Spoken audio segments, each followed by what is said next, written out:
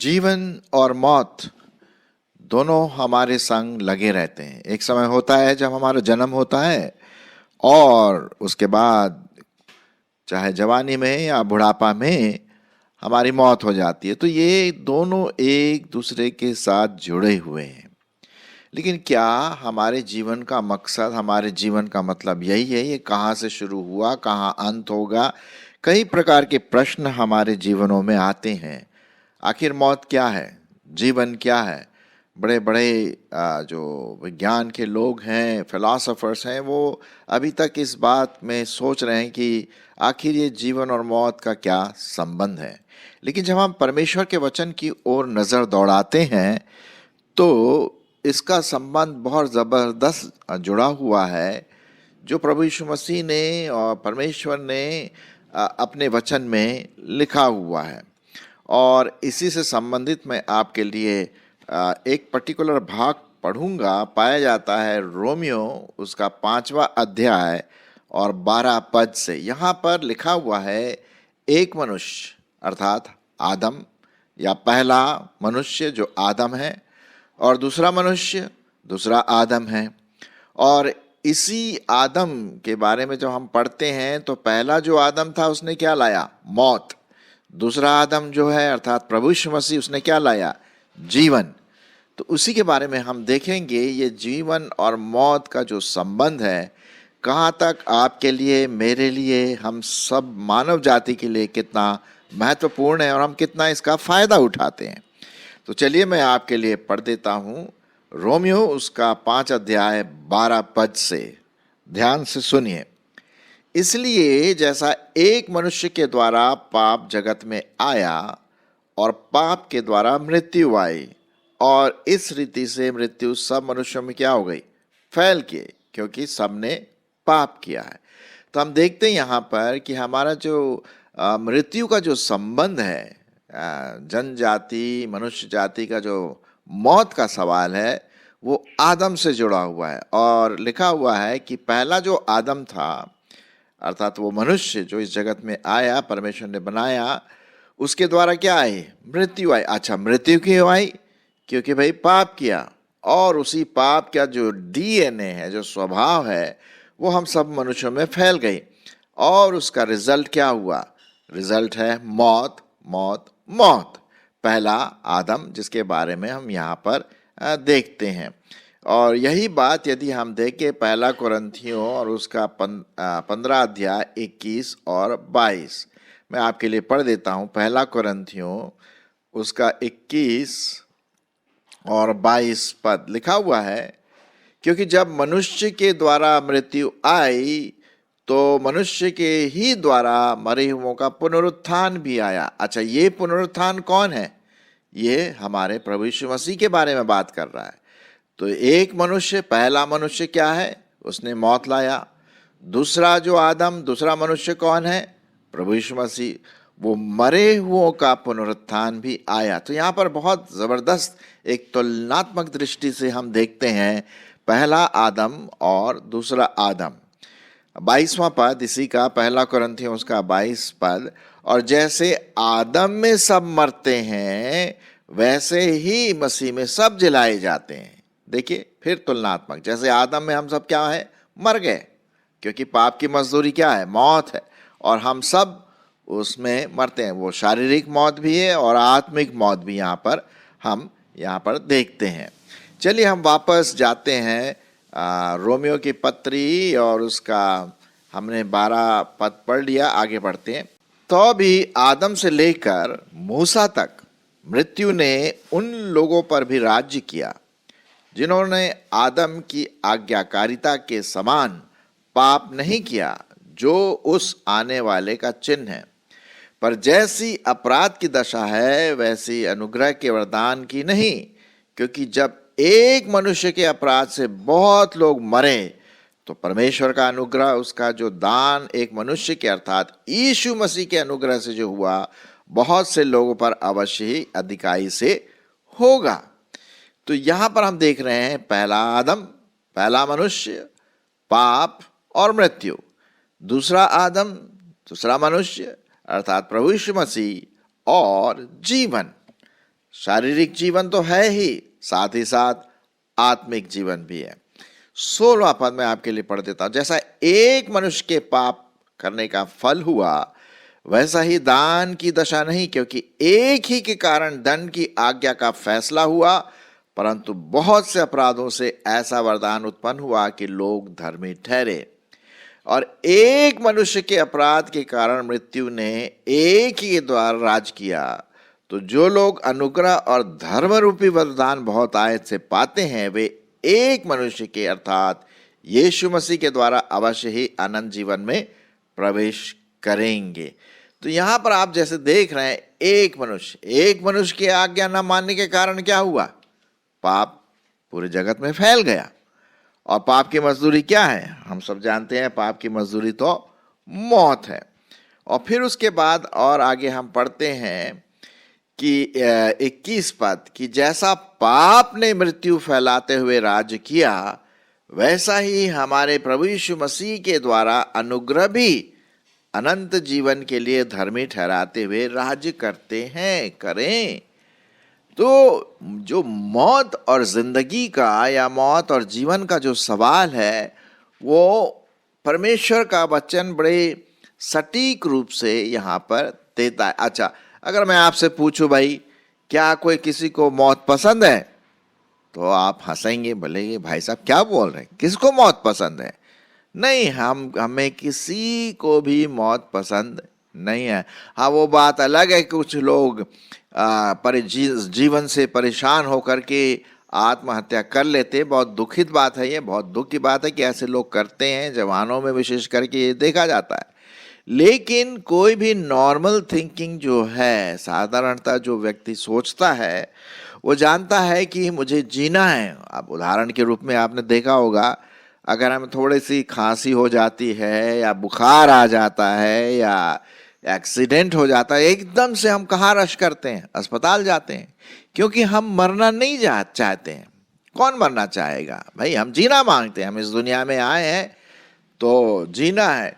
अब कभी कभी एक पुराने गाने का जो शब्द है, शायद आपने सुना होगा, नहीं सुना होगा, लेकिन मुझे याद है, दुनिया में अगर हम आए हैं तो जीना ही पड़ेगा, जीवन अगर है तो जहर तो पीना ही पड़ेगा। कभी कभी हमारे जीवन में ऐसी बातें आती हैं जो हमें बिल्कुल पसंद नहीं है, चाहे वो दुखित रूप में हो, शारीरिक रूप में हो, मानसिक रूप में हो, तो हम एकदम शारीरिक रूप से जब हम बीमार होते हैं तो क्या होता है? हम एकदम अस्पताल की ओर जाते हैं और वो बोलते, डॉक्टर साहब आप पैसों की फिक्र ना करें, हाँ बस हमारे बच्चे को, हमारे जवान को, हमारे पिता को आप बचा लीजिए।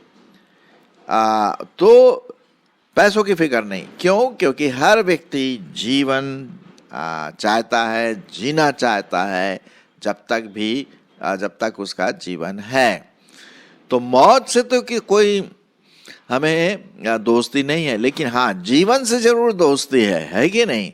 हम सब जीना मांगते। तो मौत और जीवन दोनों का एक तरह से रिश्ता सा है।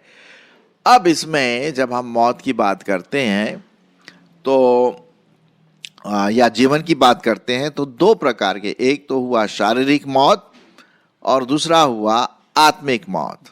एक हुआ शारीरिक जीवन और दूसरा हुआ आत्मिक जीवन। अब जैसे कि पहला आदम जो हमारा पूर्वज था, आदम और हवा, जैसे कि आप इस पेंटिंग में देख रहे हैं, इस चित्र में देख रहे हैं, उन्होंने वो फल खाया जिसको परमेश्वर ने मना किया था, और उसकी वजह से क्या हुआ? मौत इस दुनिया में आई और वो भी मर गया, हम भी मरे, हम पाप में मरे।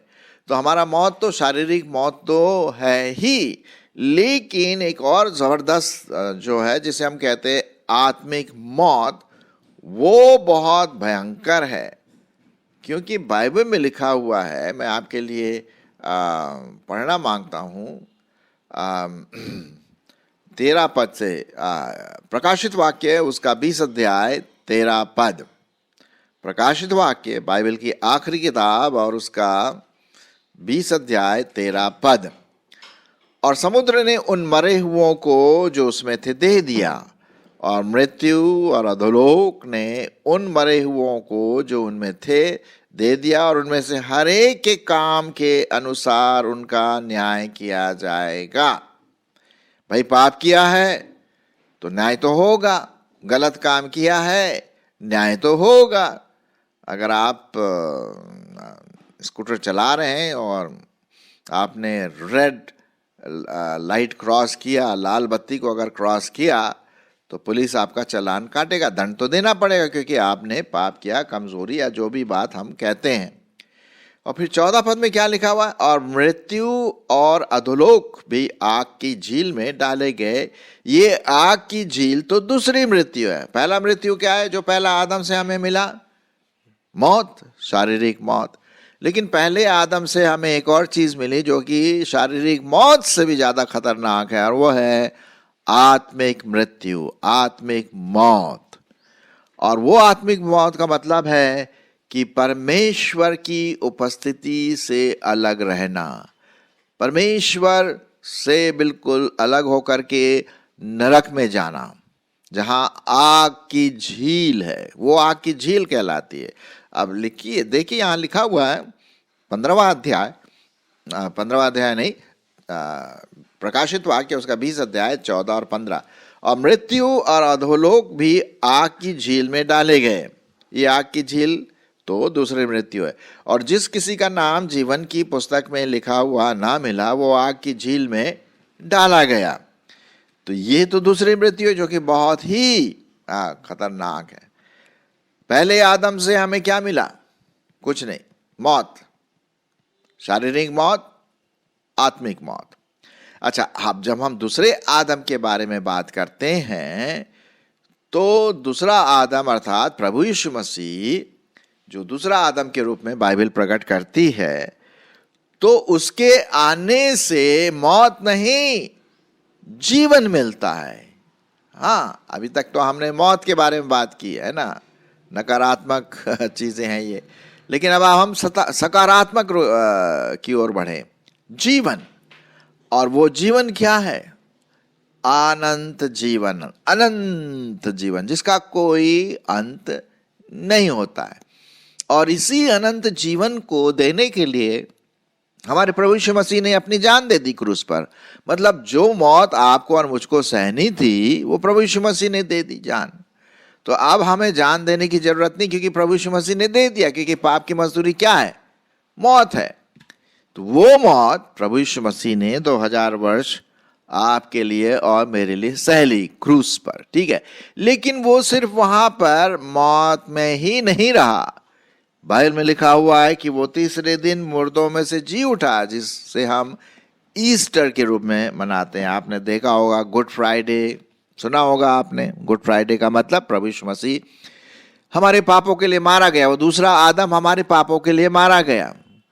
जिस पहले आदम ने हमें मौत दिया, दूसरे आदम ने हमें जीवन देने के लिए वो मौत अपने आप से ले लिया, ठीक है। और तीसरे दिन मुर्दों में से जी उठा, अर्थात वो जीवित परमेश्वर, आज वो जीवित परमेश्वर है। मैं कुछ पदों को आपके सामने पढ़ने की कोशिश करूंगा। पाया जाता है 1 कुरिन्थियों और उसका 15वां अध्याय और उसका 22 पद।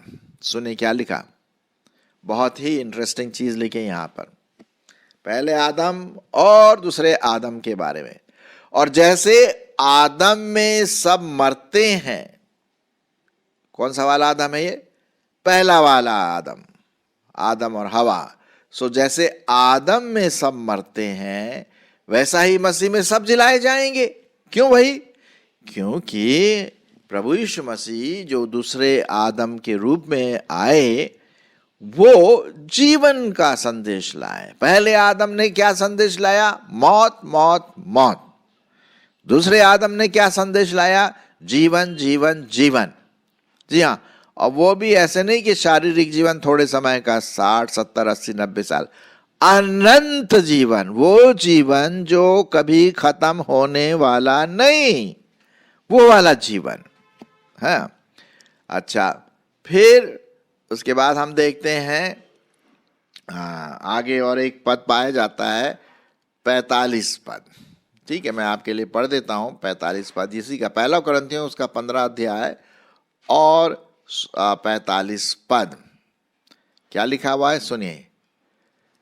ऐसा ही लिखा भी है, प्रथम मनुष्य अर्थात आदम जीवित प्राणी बना और अंतिम आदम जीवनदायक आत्मा बना। और अंतिम आदम कौन है? प्रभु यीशु मसीह। दूसरा आदम कौन है? प्रभु यीशु मसीह। पहला आदम कौन है? आदम और हवा, जिन्होंने मौत लाया, है ना, आज्ञाकारी ना होकर के। हम देखते हैं यहां पर एक बड़ी अच्छी तुलनात्मक बात यहां लिखी हुई है पहले और दूसरे आदम के। पहले आदम के द्वारा क्या हुआ? मौत आया। दूसरे आदम के द्वारा क्या है? जीवन आता है। तो 46 पद भी हम देखते हैं, परंतु पहले आत्मिक न था पर स्वाभाविक था, वो पहला आदम। इसके बाद आत्मिक हुआ, वो दूसरा आदम।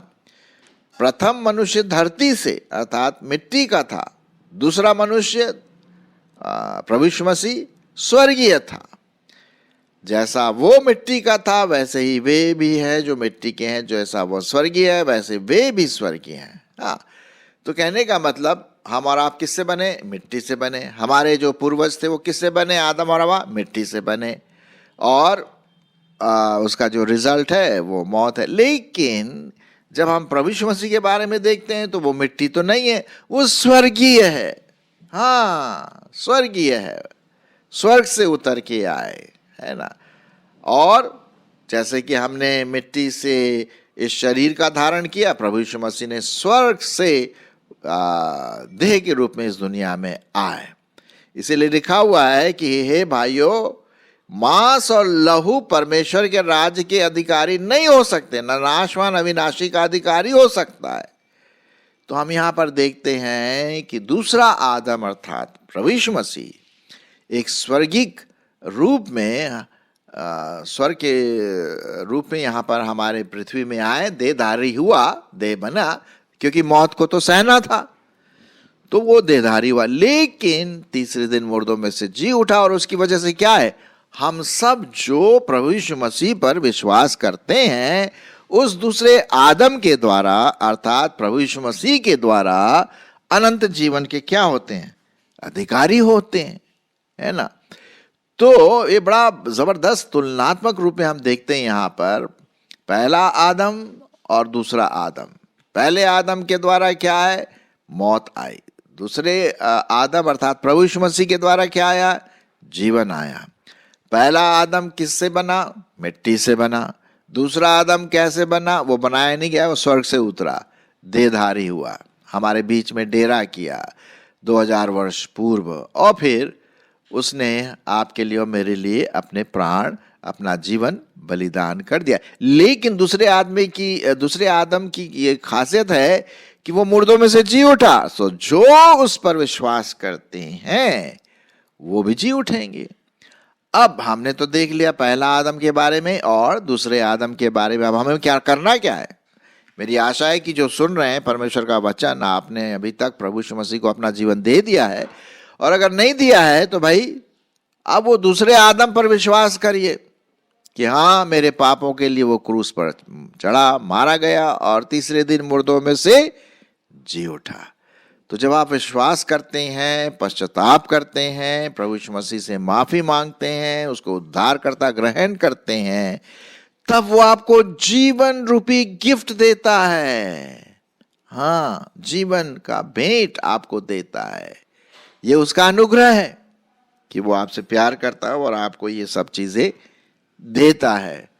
सो मेरे प्रियो, आज हमने देखा कि प्रथम आदम कौन है और दूसरा आदम कौन है। पहला आदम मौत को प्रदर्शित करता है, दूसरा आदम जीवन को प्रदर्शित करता है, जीवन दाता है। आप अगर जो प्रभु यीशु मसीह को प्यार करते हैं, आप इसके बारे में दूसरों को बताएं, प्रथम आदम और द्वितीय आदम के बारे में, है ना। और जब दूसरे परमेश्वर का वचन सुनेंगे तो उनको भी जीवन प्रदान होगा कि नहीं। मेरी आशा है कि जो आप सुन रहे हैं, आपने अपना जीवन प्रभु को दिया, लेकिन आप अपने तक ही इन बातों को सीमित न रखें कि आप नहीं चाहते कि आपके दूसरे दोस्त, यार, पड़ोसी, संबंधी जो हैं वो आपके साथ स्वर्ग में रहें, अनंत जीवन भोगें, बिल्कुल। तो आप ये सुसमाचार दूसरों तक भी बताएं। भाई मौत और जीवन का जो संबंध है वो कनेक्शन है, लेकिन परमेश्वर ने उसको काट दिया और मौत अलग, जीवन अलग, और प्रभु यीशु मसीह पर विश्वास करके अनंत जीवन प्राप्त कर सकते हैं। ये दूसरों को भी आप बताएं।